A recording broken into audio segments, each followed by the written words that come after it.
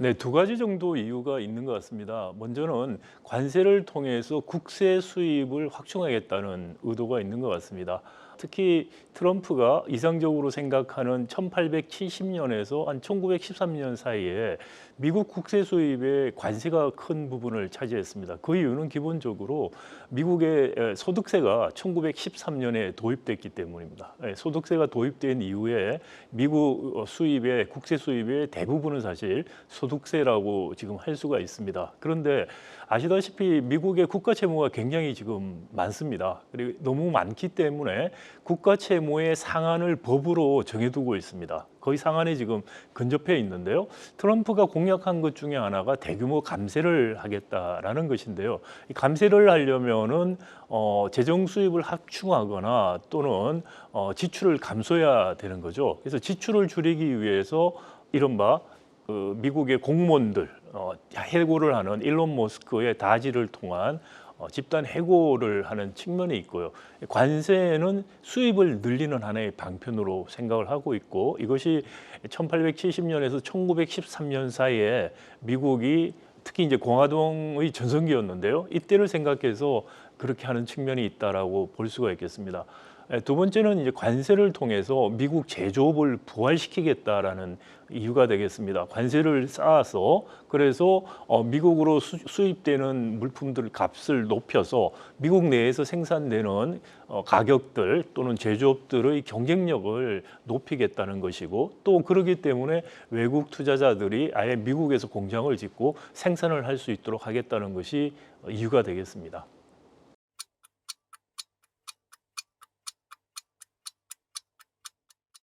글쎄요, 사실 트럼프가 초기에 집권했을 때 지금 말씀드린 것이 이제 트럼프 주위에 있는 참모들 중에서 강경파, 관세에 대한 강경한 입장을 갖고 있는 사람들의 생각이고요.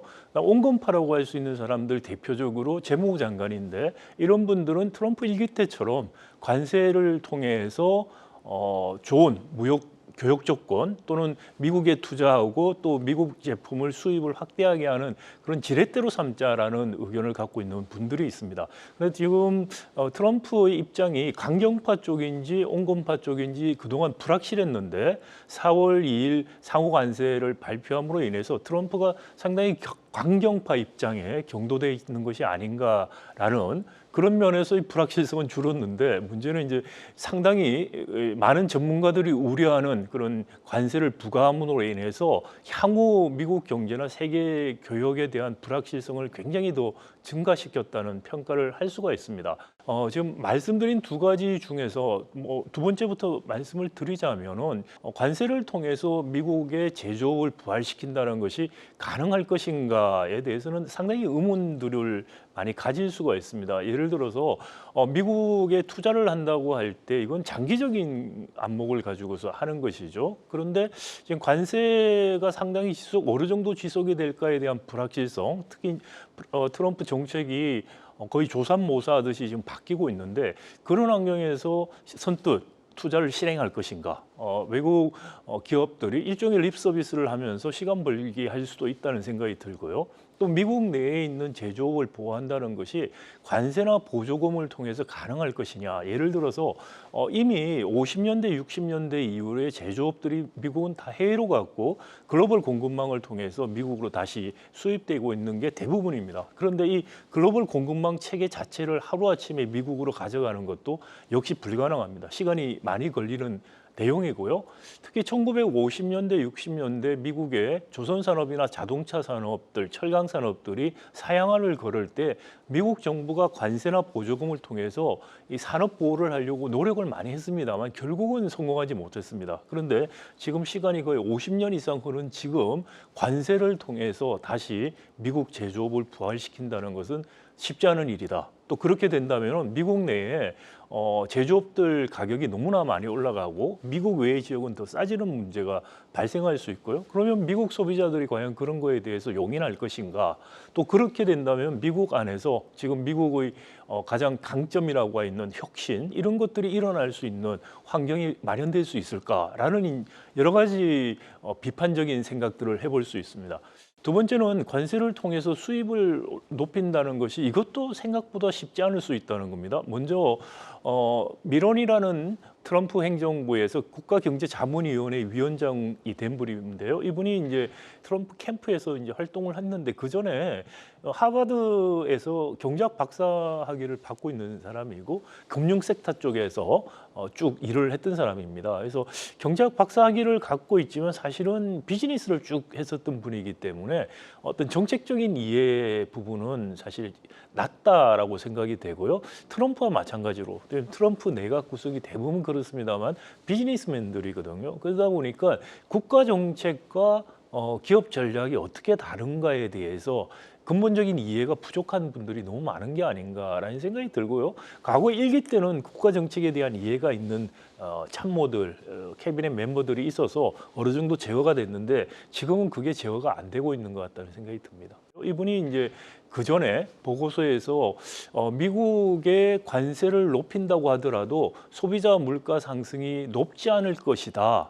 수입은 늘지만 소비자의 물가 상승은 높지 않을 것이라는 주장을 했습니다. 그 근거로 된 것이 뭐냐면은 일기 트럼프 행정부 때 중국의 관세를 거의 한 18% 부과를 했었습니다. 그런데 그 중에서 23%만이 소비자 물가로 전이가 됐다. 나머지 77% 정도는 어떻게 됐냐면은 결국 위안화가 평가절하되면서 공급자인 중국 측의 부담으로 갔다는 겁니다. 우리가 흔히 관세를 경제학적으로 생각하면은 판매세 부과하는 것과 같습니다. 소비자가 내는 판매세처럼 되는 건데 소비자가 낸다 이렇게 단순하게 생각할 수도 있지만 이건 수요 공급 탄력성에 의해서 소비자와 생산자의 부담 비율이 정해집니다. 그런데 일기 트럼프 행정부 때 봤더니 소비자가 부담하는 거는 23%였고 나머지 77%가 생산자, 즉 중국에서 부담을 했었다. 그래서 23% 부과하고 미국의 총 소비자들 전체로 봤을 때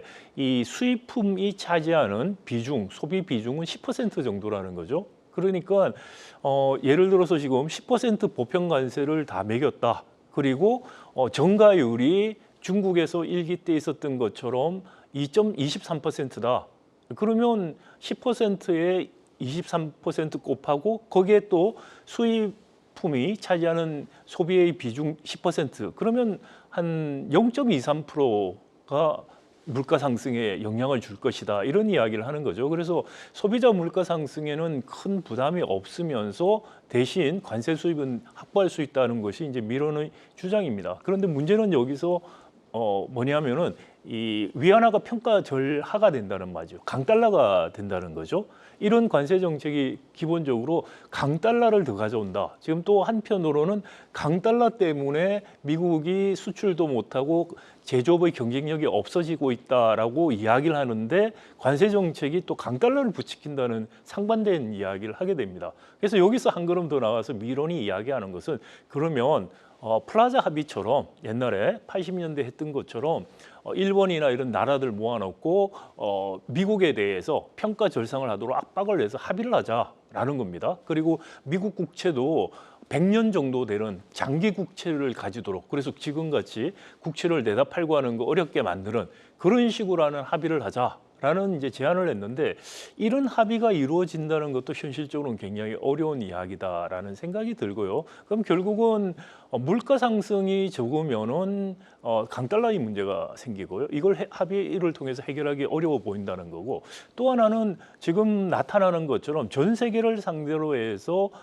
관세를 부과하게 될 때 관세 전쟁이 일어날 수 있죠. 중국 같은 경우도 지금 이번엔 보복 관세를 세게 하고 있는데 이것들은 계산이 되고 있지 않은 거죠. 이런 보복 관세들이 계속 일어나고 할 때 생길 수 있는 물가 상승이라는 것들은 일기 트럼프 행정부 때는 없었던 내용입니다. 따라서 소비자 물가 상승이 지금 미란 보고서에서 말한 것처럼 2기 트럼프의 관세 정책에서도 그다지 크지 않을 것이다라는 것도 사실 실현되지 않을 가능성이 매우 크다고 생각이 됩니다.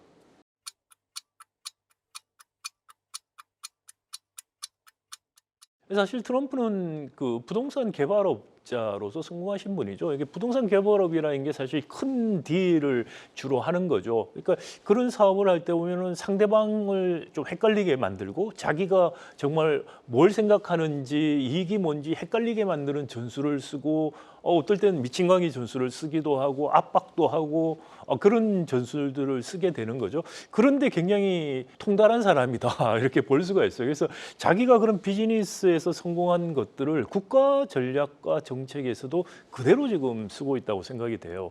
일기 트럼프 행정부 때도 이렇게 하려고 했는데 그때는 사실 트럼프가 정치도 처음이고 하다 보니까 공화당의 원로급 인사들로 백악관 비서실장이나 스태프들도 구성하고 또 캐비넷 주요한 위치도 그런 분들을 차지하면서 이런 트럼프가 정말 국가 정책을 해보지 않아서 할 수 있었던 실수들을 많이 막았다고 볼 수가 있어요. 그런데 이게 들어오면서 트럼프가 그런 이른바 그룹 오브 어덜트라고 하는 어른들은 다 배제해버리고 충성파들로 백악관과 캐비넷을 채웠죠. 그러다 보니까 이 트럼프의 정책들이 지금 정말 여과 없이 과거 트럼프가 사업가처럼 정책을 하는 것이 지금 나오고 있는 거죠. 그래서 매일 리얼리티 쇼 하듯이 지금 전 세계를 대상으로 정책을 발표하고 있다라는 이야기가 나올 정도인데요.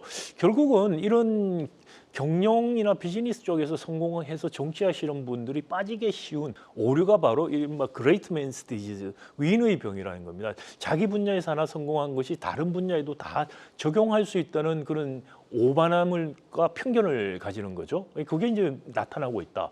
국가 정책은 기업 비즈니스 전략과 굉장히 다릅니다. 이번에도 많은 지금 트럼프 사례에서도 우리가 학습하게 되는 건데 예를 들어서 경영하시는 분들은 눈앞의 이익만 계산을 하는 거예요. 그러니까 관세 매겨서 내가 얼만큼 이득을 보고 더 투자를 받아내고 이런 생각만 지금 트럼프는 하고 있는 거죠. 그런데 그런 것 때문에 생길 수 있는 미국에 대한 신뢰가 무너진다라든지 향후 경제에 대한 그런 신뢰가 무너진다라든지 이런 것 때문에 미국의 기축통화국으로서의 지위가 흔들린다라든지 변덕스러운 불확실한 이런 딜들을 하다 보면은 예측 가능성이 없어지죠. 그러면 투자 같은 게 오히려 조회가 될 수가 있어요. 기업이나 이런 민간 부분이 혁신을 하고 성공할 수 있는 발판을 마련해 주는 게 정부가 해야 되는 일인데 트럼프는 기본이 되는 신뢰와 예측 가능성이라는 정책의 근본은 모르고 본인이 마치 플레이어처럼 계속해서 행동을 함으로 인해서 미국의 장기적인 이익이라든지 우리가 흔히 말하는 소프트 파워로서의 미국의 힘들을 스스로 갉아먹고 있어요. 그러면서 다른 한편으로는 트럼프는 그런 미국의 힘이 계속 유지될 거라는 식의 생각을 하고 정책을 하기 때문에 정책의 모순들이 지금 나타나고 있다라고 생각이 됩니다.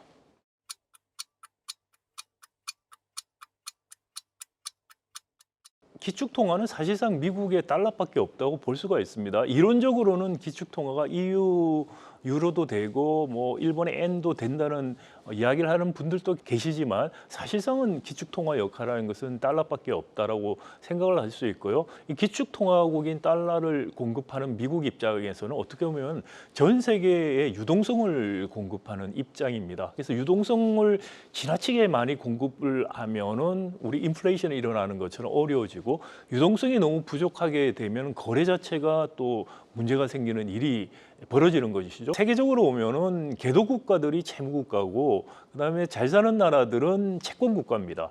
근데 잘 사는 나라들 중에서 유일하게 미국만이 채무 국가입니다. 그 이유는 미국이 바로 기축통화 국가이기 때문이죠. 따라서 미국은 어떻게 보면 이 기축통화를 국으로서의 지위를 유지하기 위해서 강달러가 된다라든지 국가 부채가 있다라는 그런 부담은 집니다만 자기들이 생산하지 않은 것을 더 많이 소비할 수 있는 엄청난 특권도 지금 누리고 있는 것이죠. 그럼에도 불구하고 트럼프 같은 경우에는 지금 기축통화국으로서 자기들이 누리고 있는 혜택에 대해서는 그다지 잘 모르는 것 같아요. 그리고 오히려 기축통화국이라서 강달러가 돼서 제조업이 나빠졌다라는 식의 생각만 하고 있는 것이 아닌가라는 생각이 듭니다.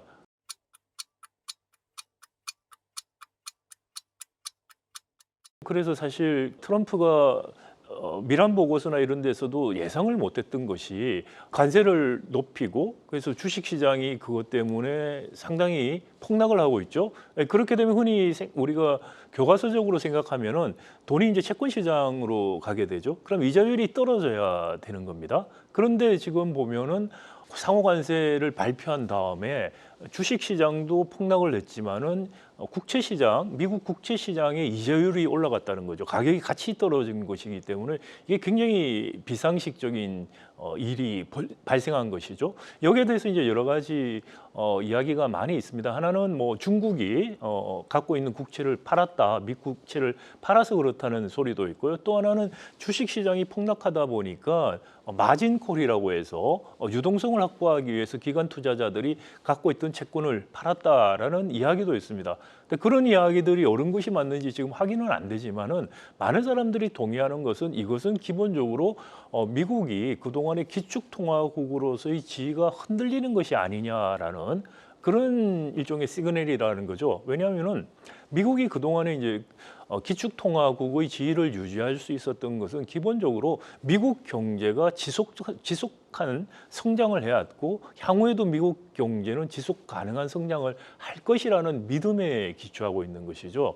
사실 2차 세계대전 이후 보면은 미국은 거의 2% 성장을 지속적으로 유지한 나라입니다. 그리고 가장 혁신적인 경제였고요. 그런데 이 트럼프의 관세 정책이 이렇게 시행이 되고 또 여러 가지 대학에 대한 보조금을 깎는다라든지 이민자에 대해서 굉장히 적대적인 정책을 한다든지 이런 것들 때문에 오히려 두뇌가 유출될 수 있다라는 생각도 하고 있고요. 그리고 이런 물가가 궁극적으로 굉장히 높아지는 상황에서 혁신적인 이런 산업들 또 혁신에 대한 유인들이 충분히 있을 것인가 그런 생각들이 있죠. 빅테크 산업들 같은 경우에 글로벌 공급망 체계가 무너지면은 더 이상 여기서 발전하는 게 어렵지 않은가라는 이제 그런 여러 가지 우려들이 있는 것이죠. 다시 말해서 미국 경제가 지금까지 지속해 왔던 식의 성장을 트럼프의 지금 관세 정책으로 인해서 미국의 경제 체제나 체질이 바뀐다면 지속할 수 있을까라는 이제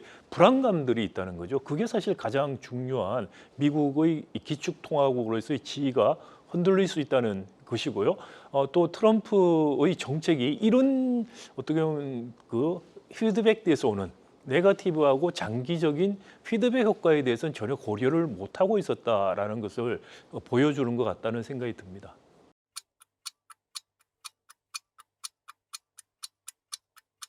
일단은 뭐 트럼프가 지금 90일 유예를 상호 관세 유예를 했고요. 그다음에 중국에 대해서만 보복 관세를 더해서 125 내지는 145% 보복 관세했고 중국도 125% 보복 관세를 한 상황입니다. 앞으로 90일 동안 각 나라들하고 상호 관세에 대해서 협상을 하겠다는 이야기는 했고요. 그런데 또 하나는 기본적인 보편 관세 10%는 유지하겠다는 입장입니다. 그래서 이 강경파들이 말했던 최소한 관세로 수입을 확보하겠다는 생각은 지금 버리고 있지 않다라는 생각이 들어요. 그래서 향후 지금 90일 동안에 어느 정도로 상호 관세 부분에 대한 협상들이 타결이 될 수 있는가, 또 만약에 안 되면 다시 유예를 할 것인가라는 것들을 앞으로 좀 지켜볼 필요가 있다고 생각이 되고요. 이런 불확실성 때문에 자본시장은 계속해서 요동을 칠 가능성이 크다라는 거죠. 상호 관세 90일 유예 끝났으면 큰 뉴스가 없을 줄 알았는데 또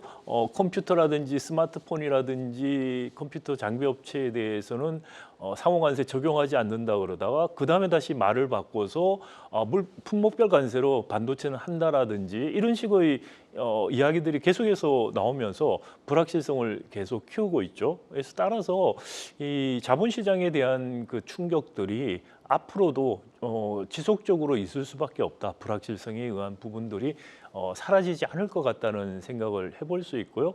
그럼에도 불구하고 지금 90일 유예 기간 동안에 어떤 특정한 효과를 특정한 상호관세 이 불합리한 부분들이 해소가 되기 시작한다면은 예를 들어서 기축 통화로서의 지위가 흔들릴 것인가라는 문제라든지 미국의 장기 성장 가능성에 대한 회의라든지 이런 부분은 좀 누그러질 수가 있는데 만약에 이런 불안전성과 불확실성이 하반기까지 간다면은 자본시장에 보다 근본적인 문제가 생길 수도 있다고 생각됩니다. 그것은 다시 말씀드리면 기축통화로서 달러에 대한 신뢰의 문제, 또 이것을 대체할 수 있는 마땅한 대안이 없는 데서는 그런 불확실성과 불안 같은 것들, 이런 것들이 정말 시장에 엄습하기 시작한다면 지금보다 훨씬 더 큰 충격도 올 수 있다. 지금 그렇기 때문에 지금 이 상황에서는 여전히 굉장히 불확실성이 높고 실현될 수 있는 일들의 이 범위, 극단적으로 넓다, 이렇게 생각해 볼 수가 있겠습니다.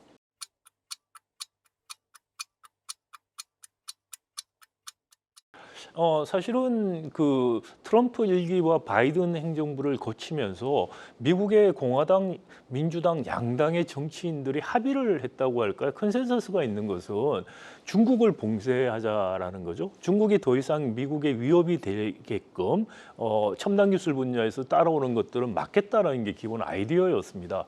그리고 그 봉쇄를 하기 위해서 특히 이제 바이든 행정부 때 동남아시아 국가들한테도 굉장히 공을 들였어요. 사실 중국이 1대1로 정책을 펼치면서 동남아시아 국가들한테 굉장히 많은 투자를 했었습니다. 그래서 중국이 동남아시아 국가들하고 관계를 굉장히 밀접하게 맺고 있었는데, 이 동남아시아 국가들이 중국을 봉쇄하는데 동참하도록 바이든 행정부가 굉장히 노력을 많이 했고 어느 정도 성공을 거뒀습니다. 그런데 이번에 상호 관세 보면은 베트남부터 시작해서 동남아시아 국가들이 가장 많이 받았어요. 그 이유는 단순하게 무역 적자를 수입액으로 나눴다는 공식 때문에 그런 건데요. 그동안에 이제 동남아시아 국가들이 한국도 그렇고 중국도 그렇고 생산 기지로 이렇게 활용하면서 미국에 수출을 많이 했었던 이유가 있었던 거죠. 또 이제 그런 것을 허용해 줌으로 인해서 미국이 자기들의 중국 봉쇄하는 그 연합에 포섭을 했었던 건데, 근데 갑자기 이제 관세를 이렇게 막게 된 거죠.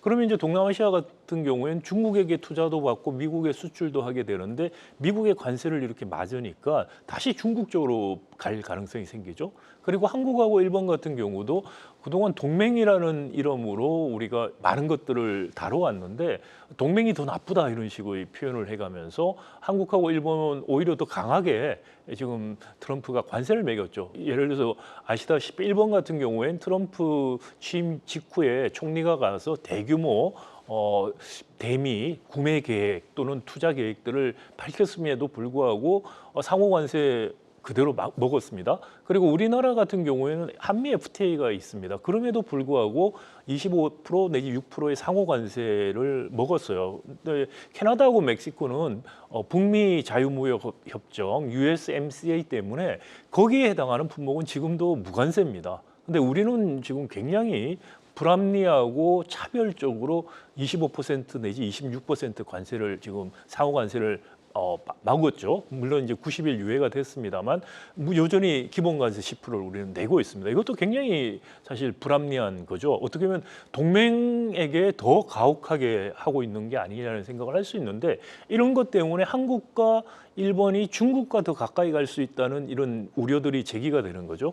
예를 들어서 얼마 전에 한국에서 한중일 3개국 산업부 장관이 모여서 악수를 한 사진이 나왔는데, 미국 의회에서 이 사진을 가지고 미국의 의원들이 굉장히 심각하게 이것이 한중일이 가까워지게 하는 계기가 될 수 있다는 우려를 한 것입니다. 또 EU 같은 경우도 미국에 대해서 엄청난 지금 배신감을 느끼고 있는 건데요. EU도 사실 중국하고 협력할 수 있는 여지가 많이 있어요. 예를 들어서 EU 같은 경우에 중국의 전기 자동차에 대한 관세를 지금 상당히 높게 매기고 있는데, 이걸 좀 풀어줄 수도 있고요. 그 반대급부로 중국이 그동안에 독일 자동차들 판매량이 급감하고 있었던 거, 이것들을 이제 다시 또 판매량이 늘 수 있는 정책적인 배려를 해줄 수도 있습니다. 자동차 분야에서 미국의 수출이 막히면서 중국과 EU가 서로 시장을 열어주는 식으로 접근할 수도 있고요. 그리고 탄소 중립 관련해서 협력할 방안들도 있죠. 이런 이야기까지 나옵니다. 이런 배출권 거래 제도를 미국, EU와 중국이 통합하자는 이야기까지 나올 정도로 이런 식의 협력들이 앞으로 가능해진다면 사실 미국이 트럼프 일기와 바이든 때에 걸쳐서 했던 중국 봉쇄라는 것이 무력화될 수 있다는 거죠. 이게 이제 큰 위기감으로 트럼프한테 다가간 것 같고요. 그래서 90일 상호관세 유예가 나온 것이 아닌가라는 것이 대부분 전문가들이 생각하고 있는 것입니다. 다시 말씀드리면 상호관세를 통해서 자기들이 생각한 두 가지를 하려다가 그거보다 더 중요하게 생각했던 중국 봉쇄 문제를 놓칠 수가 있다라고 생각을 한 거죠. 그래서 중국만 강하게 때리고 나머지 나라들은 일단 유예하는 식의 전략으로 돌아섰다고 생각이 됩니다.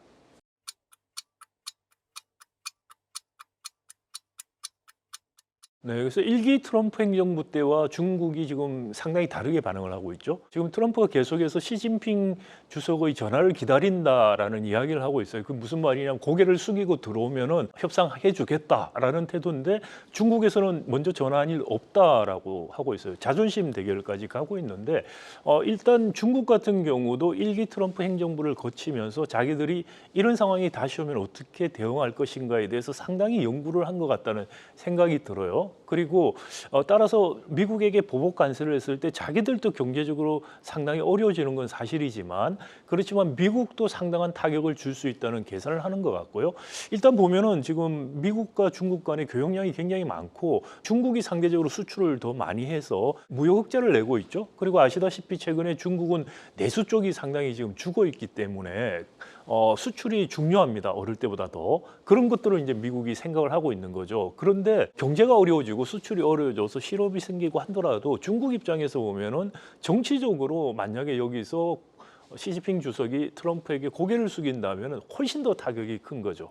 그래서 경제적인 어려움으로 인해서 시 주석이나 공산당 정권이 어려움을 겪는 것보다 여기서 미국에 굽혔을 때 얻는 정치적인 타격이 더 클 수 있다라는 생각을 하고 있는 거죠. 즉 다시 말씀드리면 경제적인 타격은 상대적으로 중국이 미국보다 클 수 있지만 정치적 타격은 오히려 적을 수 있다는 거예요. 트럼프 입장에서 보면 경제적인 타격이 전체 GDP에서 차지하는 비중은 적을 수 있지만 예를 들어서 그 농산물, 대두 같은 것들 수입 지금 안 하겠다고 하죠. 거기 당장에 타격을 입게 되는 거 있죠. 또 미국 애플 같은 경우에 아이폰 대부분을 중국에서 만들고 있습니다. 80%가 중국에서 생산이 되고 있고 그래서 만약에 지금 상호관세 125%나 145%가 부과된다면은 아이폰이 미국으로 들어갈 때 한 2배 정도 비싸질 거라는 이야기가 있죠. 그것 때문에 사실 휴대전화라든지 컴퓨터 같은 것들 상호관세에서 빼겠다 이야기를 했고 비판을 받으니까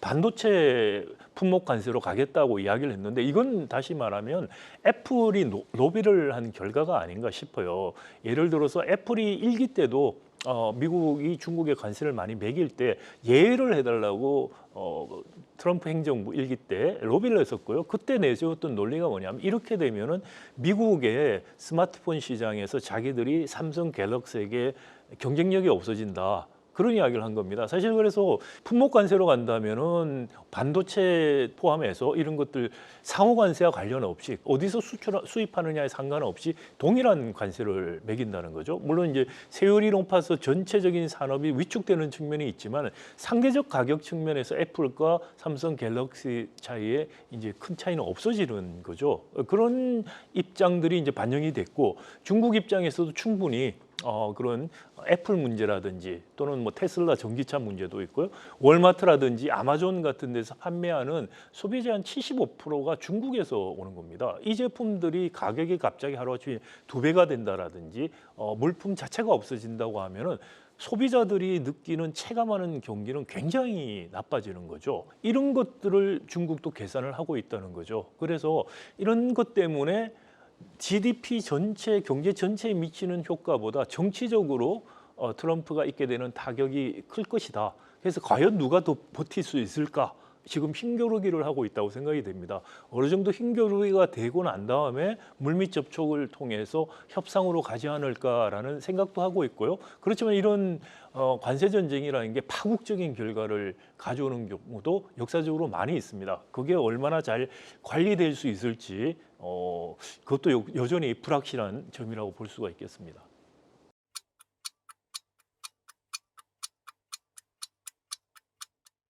중국이 이제 히토리우까지 꺼냈죠. 원래 그 전에 10% 때렸을 때는 텅스텐 같은 광물들 수출 통제하겠다고 했고, 사실은 보복 관세할 때 히토리우 이야기를 꺼냈고 실제로 이제 실행을 한다라는 거죠. 히토리우 같은 경우도 미국은 재고가 많지가 않고 우크라이나라든지 다른 나라에 지금 있기는 있지만요, 그거를 당장에 쓸 수는 없어요. 그러니까 시간적으로 당장에 지금 재고가 약하기 때문에 타격을 당장에 줄 수 있고, 이거는 이제 미국의 빅테크 기업들한테 상당한 압박을 줄 수가 있는 거죠. 아시다시피 트럼프를 가장 후원했던 산업들이 미국은 빅테크와 금융산업입니다.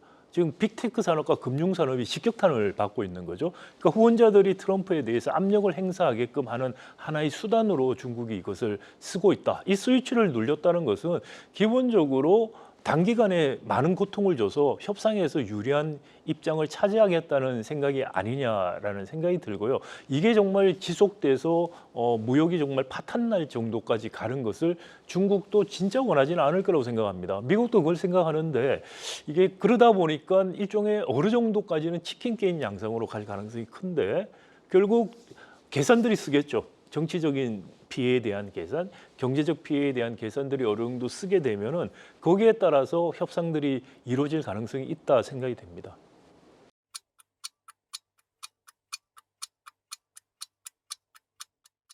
딜을 하는 건 맞다고 생각해요. 그러니까 한 가지 패키지 딜을 해야 됩니다. 여러 가지 안들을 한꺼번에 조절을 할 필요가 있는데, 그런데 이게 트럼프가 원스톱 쇼핑이라고 말한 것 자체에 대해서 굉장히 주의할 필요가 있어요. 뭐냐면은 그 전에 일기 때도 트럼프는 한국은 캐시머신이다, 그냥 가서 누르면 돈을 뱉어낸다, 이런 표현을 한 적이 있어요. 굉장히 굴욕적인 이야기를 한 겁니다. 자, 그런데 또 쇼핑이라고 말을 했어요. 원하면 자기가 가서 뭔가 가져올 수 있다는 생각을 하고 있죠. 그러니까 우리가 트럼프하고 협상을 할 때 트럼프가 한국은 만만하다라는 그런 생각들을 지금 심어줬어요, 이미. 이번에도 협상할 때 그런 생각으로 쉽게 한국으로부터 뭔가 갈취할 수 있다고 생각하는 것 같기도 해요. 우리가 협상 전략을 굉장히 잘 세워야만 그런 잘못된 트럼프의 인식도 고쳐줄 뿐 아니라 우리 국익을 지킬 수 있다고 생각이 됩니다. 자, 그러면 냉정하게 생각해 볼 때 우리가 그럼 협상력이 있느냐? 우리가 협상력 별로 없다고 생각하시는 분들이 많은데 저는 아니라고 생각해요. 우리도 많은 카드를 갖고 있습니다. 흔히 말하면 이제 미국이 우리가 이제 불리하다고 생각하는 것이 주한미군 그 철수한다고 하면은 어떻게 할 거냐, 이런 불안감이 있죠. 또 미국에 대한 그 수출이 굉장히 많죠. 대미 수출 비중이 굉장히 높다는 거. 이 두 가지 때문에 우리가 기본적으로 불리하다라고 생각을 하세요. 근데 꼭 그렇지만은 않다는 거죠. 예를 들어서 주한미군만 보더라도 사실 우리 지금 선박 조선 문제하고도 연계가 될 수가 있어요. 미국에서 우리 조선 쪽에 군함들을 수리하거나 또는 건조까지 맡기고 싶다는 표현을 하고 있어요. 이게 이제 조선업들이 이제 많은 호재다라고만 생각을 하는데, 그렇게 단순하게 호재라고 생각할 필요는 없어요. 어떤 좋은 조건을 우리가 받아내느냐가 사실 중요한데, 이것도 사실 어떻게 보면 미국 입장에서 보면 한국 말고 맡길 데가 없어요. 그럼 우리가 이것도 협상의 레버리지로 쓸 필요가 있어요. 조선 쪽에서 이런 협조를 해주는 거가 미국의 국방에 대해서 우리가 기여하는 거다. 그렇기 때문에 주한미군 분담금 문제하고도 이거를 연계시킬 필요가 있다고 생각이 되고요. 두 번째는 주한미군이 북한으로부터의 위협에 대해서 방어 역할을 하는 것도 있지만, 지금은 사실 중국에 대한 압박과 대만 유사시에 대한 대응의 역할을 하는 유연성 측면이 있어요. 그러니까 그런 유연성이라는 측면이 이미 문구에 들어가 있고, 그리고 이제 구체적이지는 않지만 사실상 대만에서 긴급 사태가 생겼을 때 주한미군이 참전할 가능성은 거의 높고 우리가 막을 방법도 없다고 생각합니다. 이 유연성 부분에 대해서 우리가 명확히 좀 더 하자고 하면서, 그러면 결국은 주한미군이 존재하는 것이 북한 문제뿐만이 아니고 미국의 이익 때문에 여기 있다는 것이고, 사실 그럼 기지 사용료나 이런 걸 우리가 다 받아야 되는 입장이 되겠죠. 그런 것까지 포함해서 합리적인 방위비가 분담이 어떻게 돼야 되느냐, 이런 접근이 필요하고요. 그런데 두 번째는 우리는 한미 FTA가 있는데도 불구하고 굉장히 불합리하게 지금 상호 관세를 다른 나라처럼 맞았다는 거죠. 이거는 멕시코하고 캐나다하고 비교할 때 너무나 불공평한 대우다. 여기에 대해서 설명을 요구를 해야 됩니다. 그리고 우리 목표가 한미 FTA 품목에 대해서 무관세를 지키는 것이고요. 그리고 나서 해당되지 않는 한 2% 되는 품목에 대해서 상호관세 내지는 기본관세를 가는 거, 그런 거를 우리가 목표로 삼아야 된다. 그래서 부당한 거에 대해서 항의를 할 필요가 있고요. 또 한편으로는 만약에 이런 한미 FTA 하에서 우리가 기업들이나 정부가 미국에 투자를 하려고 했는 건데, 예를 들어서 2차 전지 또는 뭐 자동차, 반도체 이런 걸 하는 건데, 만약에 이게 우리가 FTA를 무시하고 상호관세를 매긴다면 우리 투자 계획을 조정할 수밖에 없다. 투자했을 때 우리는 그런 계산이 아니었다라고 이제 어필을 해야 돼요. 그리고 알래스카 LNG 개발 같은 거 이런 것들도 당연히 연계시켜서 이야기를 해야 되고, 그래서 그런 연계해서 우리가 할 수 있는 것들이 많고, 마지막으로 아까 말씀드린 중국 카드도 활용할 수 있다는 거죠. 극단적으로 가서 주한미군 뭐 철수 이야기 나오면, 그렇다면 우리는 핵무기, 독자적인 핵무기를 가질 수밖에 없다. 협상 테이블에서는 그런 이야기들까지 과감하게 해서 압박할 건 압박해야 되고요. 우리가 받아낼 건 받아내야 된다. 그래서 우리가 카드가 없는 것이 아니다. 그러니까 외교적으로 중국이라는 것을 지렛대로 쓸 수도 있고, 그다음에 주한미군 문제 일방적으로 우리가 불리한 내용만 있는 것도 아니다라는 거. 대미 투자하고 연계해서 불합리한 상호관세 문제, FTA 국가로서 마땅히 우리가 받아야 될 대우를 요구하는 거, 이런 것들을 충분히 관철시켜야 될 수 있고 시켜야 한다고 생각합니다. 네, 지금 어떻게 보면 90일 상호관세 유예가 된 게 우리한테 굉장히 다행이에요. 만약에 이게 아니고 촉박하게 협상을 해야 된다고 했으면은 사실 지금 대통령 대행 체제죠. 그럼 협상력이 높을 수가 없어요. 그러면 미국이 협상력이 낮기 때문에 협상을 안 하려고 할 수도 있으면 그것도 문제고요. 협상력이 낮은 대행 체제에서 협상을 해서 굉장히 유리한 조건으로 자기들 협상을 타결 지으려고 할 수도 있었는데, 지금 90일이라는 게 벌어졌죠. 그렇기 때문에 지금 남은 기간 동안에 대통령 권한 대행 체제에서 한국 정부가 해야 될 것은 미국이 정말 원하는 것이 무엇인지, 미니멈으로 원하는 게 뭔가에 대해서 정확하게 파악을 하는 게 중요하다고 생각을 하고요. 그런 압박들이 올 때는 사실은 대행체제이고 새 정부가 들어와서 결정해야 될 부분들이라는 식으로 핑계를 댈 수도 있어요. 그래서 궁극적으로는 새 정부가 들어와서 한 30일 이내에 이 문제를 해결해야 되는, 어떻게 보면 새 정부의 가장 중요하고도 첫 번째 정책적인 과제가 아닌가라고 생각이 듭니다.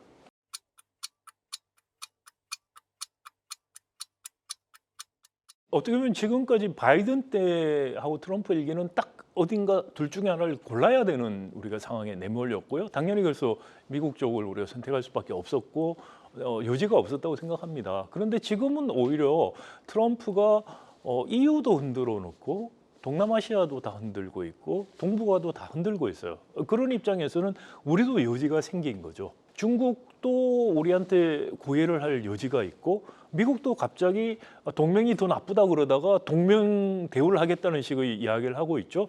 그 사이에서 우리가 양쪽의 이런 이해를 활용해서 바게닝 파워를 가져야 된다고 생각해요. 미국과 협상할 때 이 바게닝 파워를 통해서 우리 협상력을 높이고, 정 안 되면 얘들이 중국하고 더 친해질 수 있겠네라는 불안감을 충분히 활용을 하자는 것이고요. 그리고 중국도 지금 예를 들어서 한국에 대해서 유화적인 제스처들을 취하려고 하잖아요. 그런 거 취하는 거에 대해서도 우리가 굳이 막을 필요가 없다고 생각해요. 한 가지만 더 말씀을 드리면, 사실 미중 사이에 이런 분쟁이 격화됐을 때 우리가 협상력을 챙길 수 있다는 이점도 있지만, 사실은 미국과 중국에 대한 우리가 수출 수입에 대한 의존도가 너무나 높기 때문에 미중 무역 분쟁 때문에 양국의 교역이 급감하게 되면 가장 피해를 볼 나라는 우리나라예요. 사실 우리 입장에서도 미중 무역 분쟁이 극단적으로 가지 않는 게 최선인데, 그렇지만 이것은 한국과 미국 사이의 협상, 그리고 미국과 중국 사이의 협상과 같이 가는 과정이에요. 그 과정에서 우리가 충분히 미중 간의 갈등을 활용해서 미국과 협상을 할 필요는 있다라는 거죠.